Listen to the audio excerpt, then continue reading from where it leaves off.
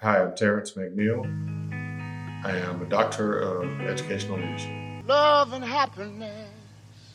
I wanted to make this mini doc because I believe that this is a wonderful time for me to stop and take an inventory of kind of what has led me to this certain phase and station in my life. It's funny. I said to someone some years ago that, if I got a Ph.D., I would be probably saying the same things that I was saying at that moment, right, in terms of education and what I knew. But obtaining a terminal degree does allow for one to be positioned in a space where that very same perspective can be appreciated by a larger number of people, a greater number of people.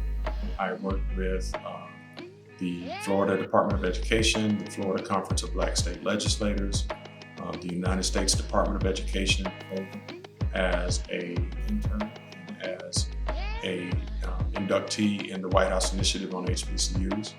I worked with the National Science Foundation as a reviewer for the President's Award on Excellence in Math Science Teaching under the Obama administration. I also worked with the American Association of Colleges for Teacher Education, AACTE, and AERA, the American Educational Research Association. So when I say that I aspire to be the Harriet Tubman of education, I'm talking about freeing people through education, right? I believe knowledge is freedom.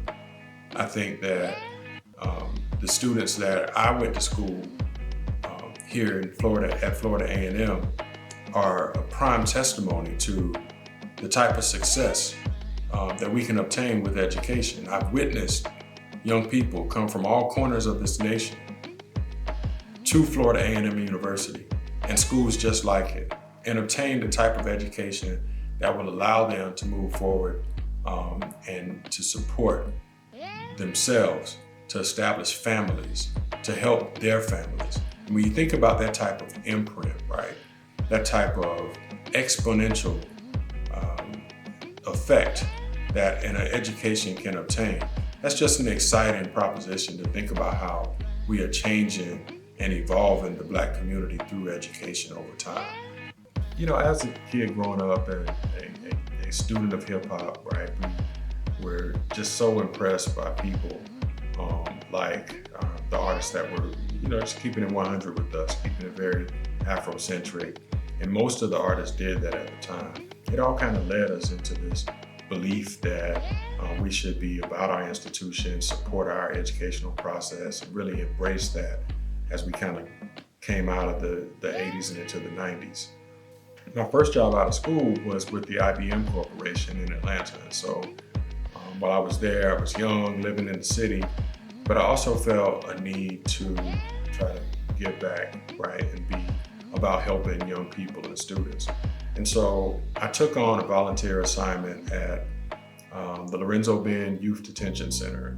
And I spent every Saturday there for 2 years working with students, teaching them African American history, right?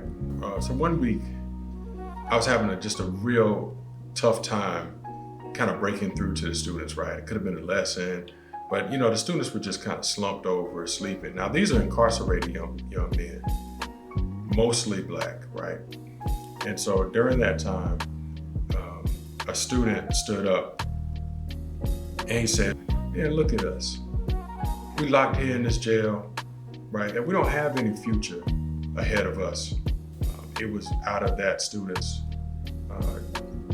desperate, bleak outlook that I felt compelled to be involved in the educational process.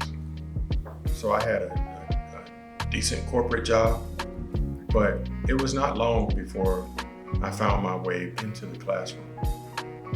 And specifically, I found my way into my old high school, Southview High School in Fayetteville, North Carolina. And I ended up teaching there for a year or so. My initial calling, I felt, was to be an attorney.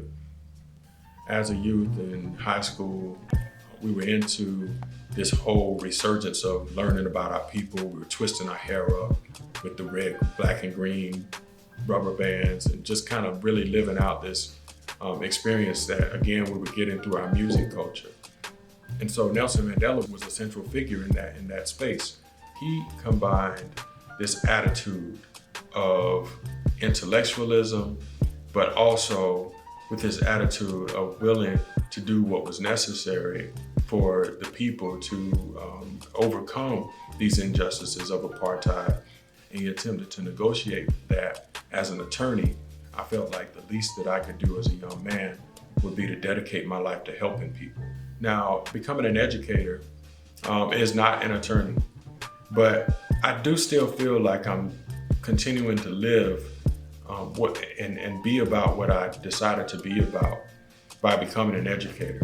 Because I think that in doing so, I've helped way more young people than I could have case by case as an attorney. I've helped thousands of students so far, and I'm intended on helping quite a bit more.